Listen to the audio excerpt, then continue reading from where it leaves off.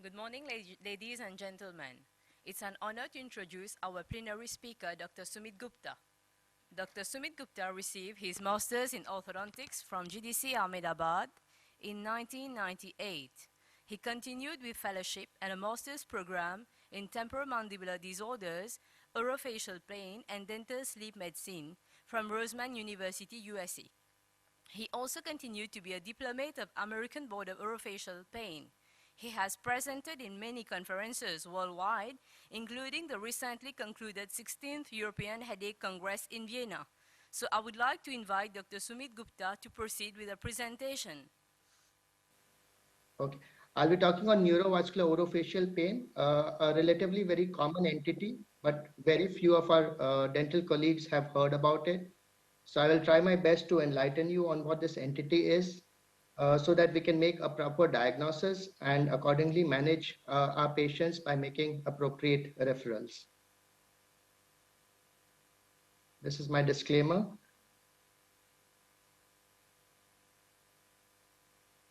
This is the homuncular, which is a graphic description of the functional areas of the somatosensory cortex. And you'll be surprised to see that about 45% of this in the brain is dedicated to the face, mouth, and the throat. So you can see how much importance our brain has given to this area. And we dentists are one of the only healthcare providers who can manage pain problems in this area.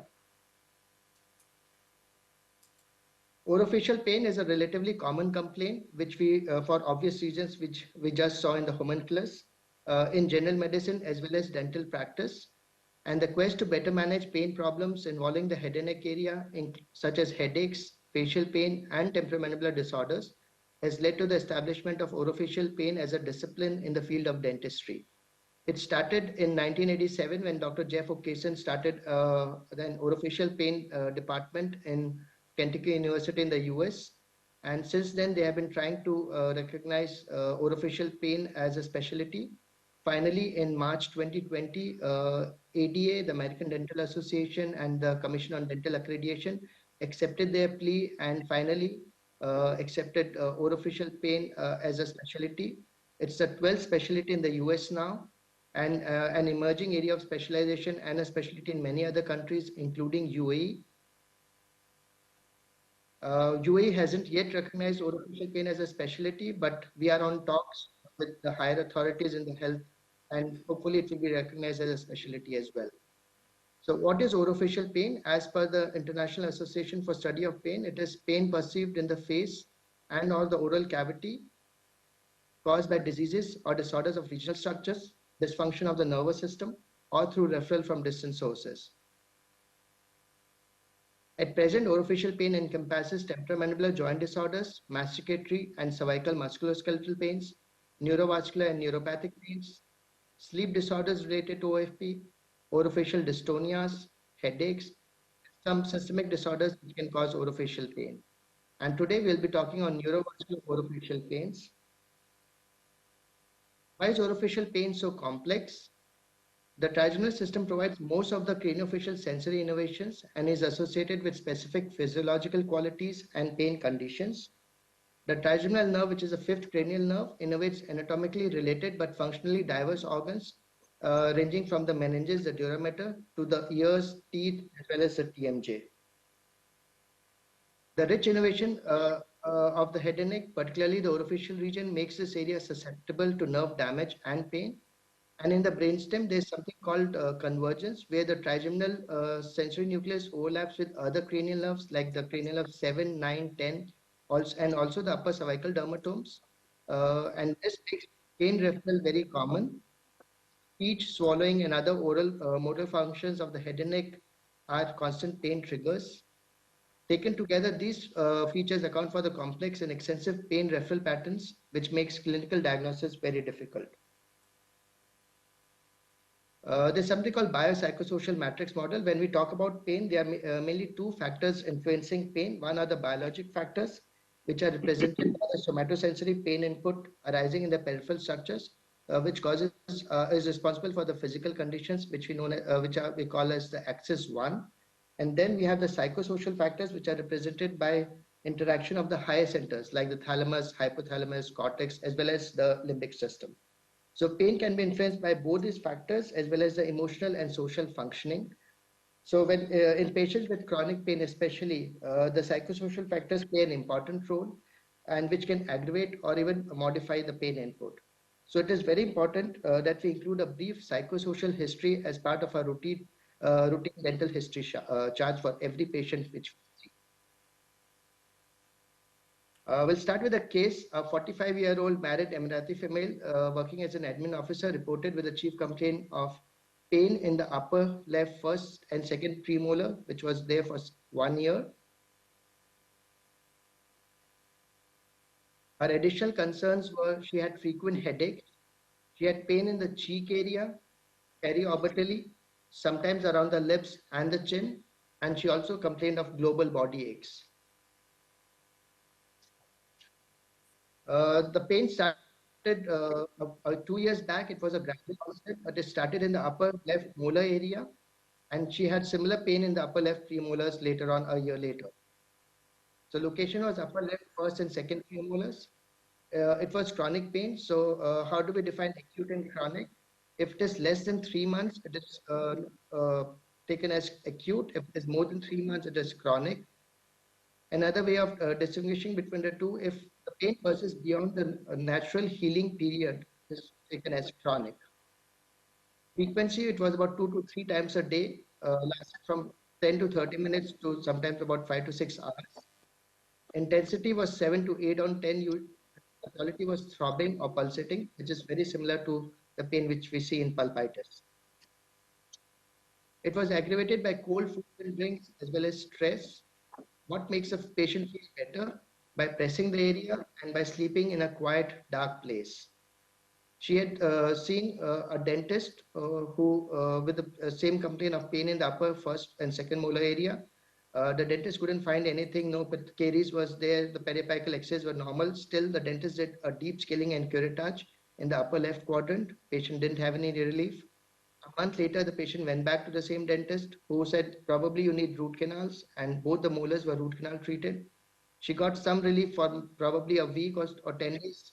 Later on, she went back to the same dentist who extracted both the teeth. Associated features, patient complains of tearing on the same side. There's nausea, photophobia and phonophobia, and the patient feels that the cheek is swollen on the left side. The pain referral is to the ipsilateral gum and the vestibule, left cheek, eyes, and sometimes the temple. Her sleep is normal. She sleeps about 7 to 8 hours. Past medical history, patient had history of epilepsy as a kid, hypertension. She has history of migraine which started at the age of 11. Also has anemia and vitamin D deficiency. Psychological history, she is stressed at home as well as at work. A clinical examination was normal, cranial nerve screening was normal, intraoral examination except for the missing teeth which were extracted, rest everything was normal. This is the panoramic X-ray which she brought along. We don't see any pathologies in the upper left quadrant except for her missing teeth which were extracted, as I said. Diagnostic tests which were done, cold application with using ethyl fluoride on a cotton pellet as well as ice application increased her pain drastically. And when 2% lidocaine local anesthetic infiltration was done, there was no change in pain. So what is the differential diagnosis for this case? Is it a dental pathology? Is it a TMJ disorder, sinusitis, or any nasal problem? Is it trigeminal neuralgia? Or maybe is it psychogenic pain? See, whenever we don't understand our patient's pain, we tend to include this under the category of psychogenic pain. We tell the patient everything is normal, but probably you need to see a psychiatrist, right? This is what which we dentists usually do. So the diagnosis in this case was neurovascular orofacial pain, or also termed as orofacial migraine. And the lack of local dental pathology is the key to diagnosis. There was no carious lesion, there was no traumatic occlusion, no periodontal pathology. The apical X-rays were normal. OPG was absolutely normal, no enlargement of lamina dura. Still, our colleagues did root canals, did curettage, finally extracted this teeth, but the patient still wandered from practice to practice, clinician seeking for a relief. So these unethical practices have to be stopped. And how do we stop them? By knowing about these entities. So the sites of migraine headaches are usually temporal, supraorbital, frontal, and parietal. However, they may occur in the midface or orofacial region without affecting the head. So referral of pain to the maxillary teeth is quite common, which indicates the influence of the trigeminal system. And in view of this uncommon pain location, higher number of these patients are misdiagnosed either with temporomandibular joint disorders, dental, sinus or nasal problems, frequently resulting in appropriate medical and surgical treatments. So the orofacial area is the focus of pain. There's a classification called International Classification of Orofacial Pain, ICOP, which came up in 2020 and which refers such sort of pains as orofacial migraines. And to describe this atypical pain location, Benoliel introduced the term neurovascular orofacial pain, which previously was known as lower face migraine. Facial pain in migraine can be subdivided into two categories. The most common is migraine headache located predominantly in the head and then extends to the lower face region. And the rarer version is the pain is located only in the lower face without affecting the head.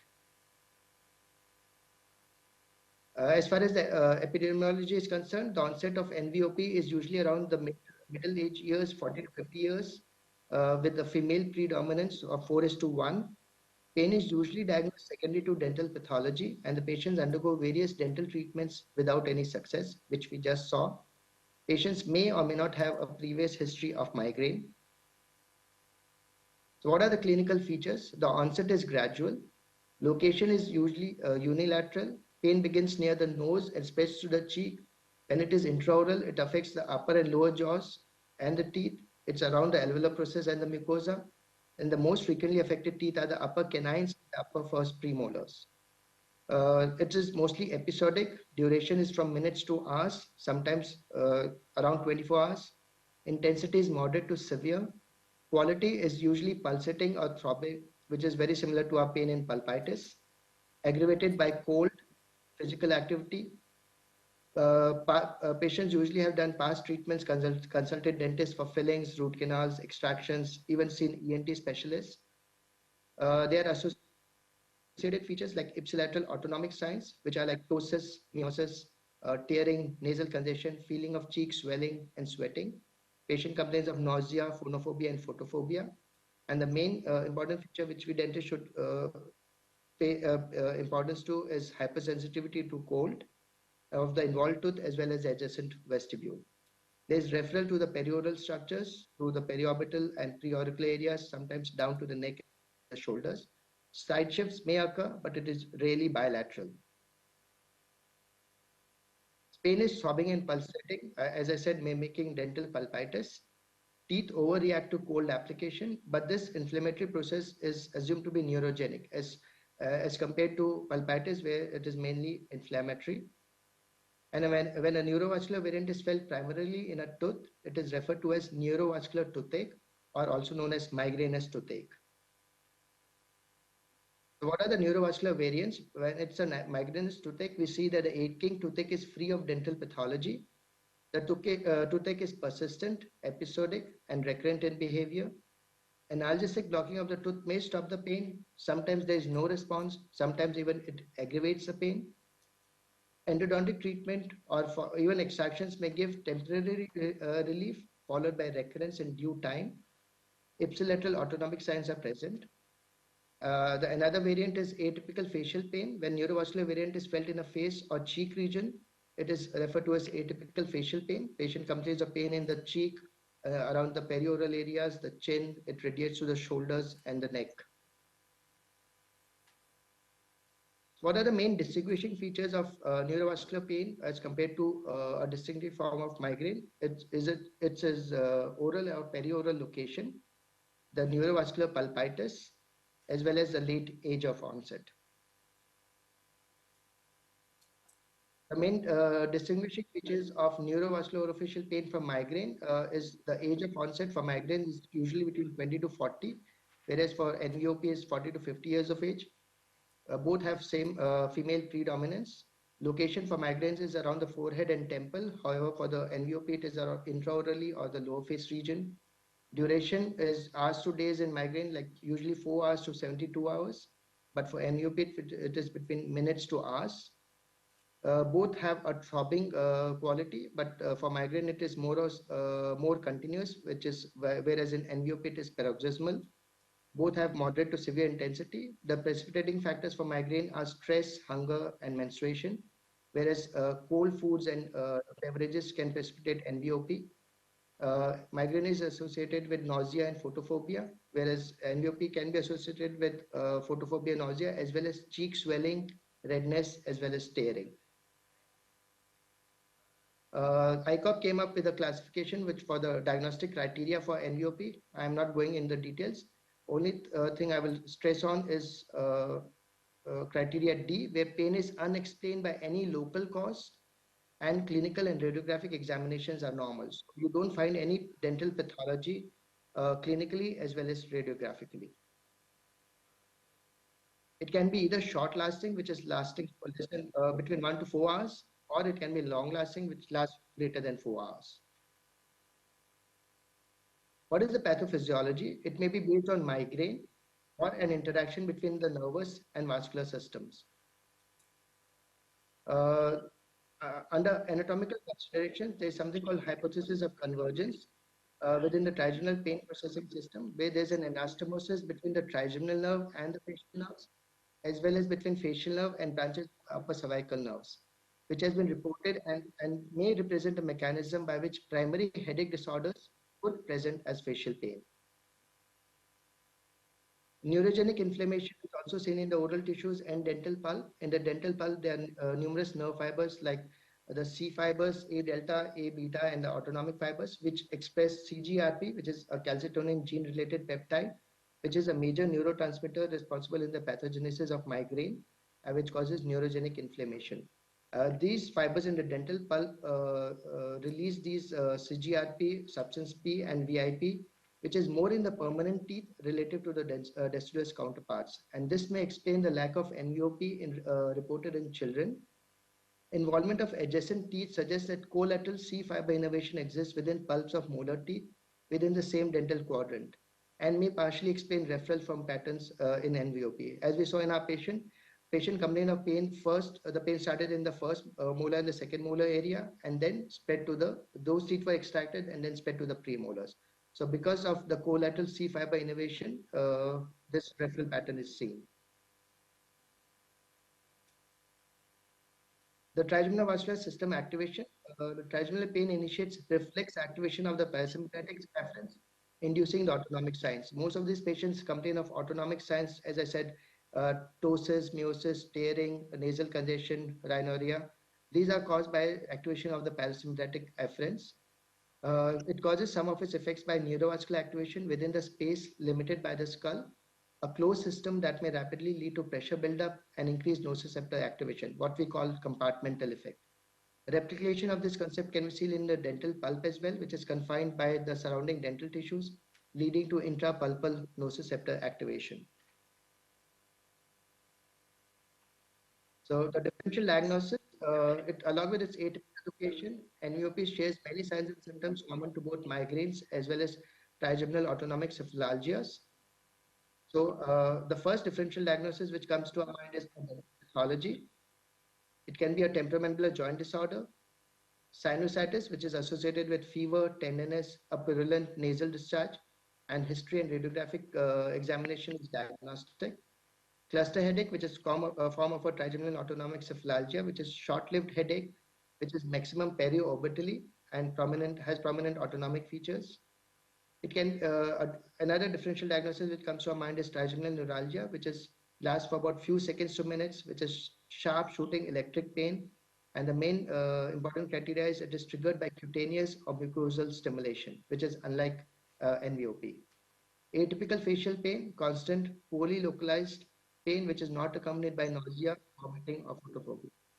Also, cold stimulus headache, which is stimulated by intake of cold foods or drinks. So how do we successfully manage these orofacial pain patients? The first thing which we start with is an accurate history taking, followed by a comprehensive clinical exam, which should constitute about the general exams, the vital examinations, cranial nerve screening, cervical, muscle, and masticatory evaluation, doing appropriate adjunctive tests such as imaging, laboratory tests, and psychological assessment, so that we can come to a differential diagnosis, and finally design a treatment plan with a multidisciplinary management. Management of orofacial pain involves multiple therapeutic modalities. The pharmacological medications are used, certain oral appliances, physical therapies like counterstimulation, ultrasound, electrogalvanic stimulation, TENS, acupuncture, cold lasers, and certain manual techniques. Trigger point injections, which are used for myofascially induced pains. Psychological therapies, mainly constituting of cognitive behavioral therapies, emotional stress reduction, relaxation techniques, as well as diet modification and exercises. The management of neurovascular orofacial pain is similar to cephalalgic form of migraine. It's divided into an abortive management as well as a prophylactic. For individual episodes, abortive medications which can be used as simple analgesics like NSAIDs and aspirin, triptans like sumatriptans, beta blockers like propranolol, and low dose amitriptyline can be used. Frequent and debilitating attacks, we use prophylactic medications like beta blockers, calcium channel blockers like venlafaxine, tricyclic antidepressants like amitriptyline, and topiramate, which is anticonvulsant. All the triggers like lack of sleep, missed meals, stress, exercise, caffeine intake, alcohol ingestion, and nitrates should be avoided. So in conclusion, neurovascular orofacial pain is becoming increasingly recognized in medical and dental clinics, yet it is misdiagnosed by many dentists and ENT specialists.